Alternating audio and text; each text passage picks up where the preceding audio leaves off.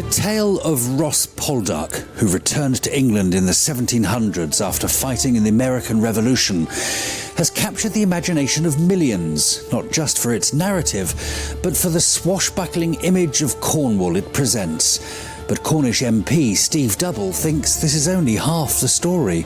Although we love to see Cornwall on the TV, all too often it feels like it's an advert for second homeowners, that it's that sort of picture postcard idealistic view of what life in Cornwall is like, when actually we have such a rich heritage, we have a real rich and diverse culture within Cornwall.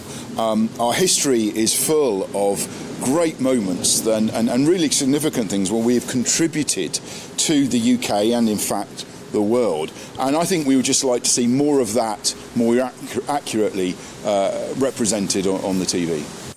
In 2014, the Cornish were granted national minority status under the Council of Europe's Framework Convention for the Protection of National Minorities. They now have the same status as the UK's other Celtic people, the Scots, the Welsh and the Irish.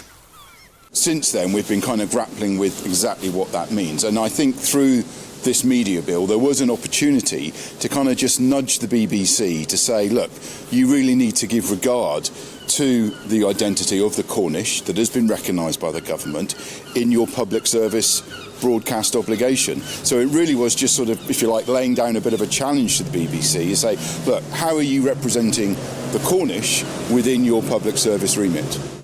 It's part of the media bill, currently wending its way through the Lords. The bill is updated regularly to keep in line with developments in broadcasting. Councillor Michael Bunny is from Mebion Kerno, a political party created to help win greater self-government for the Duchy. He thinks programming should reflect the Cornish language too.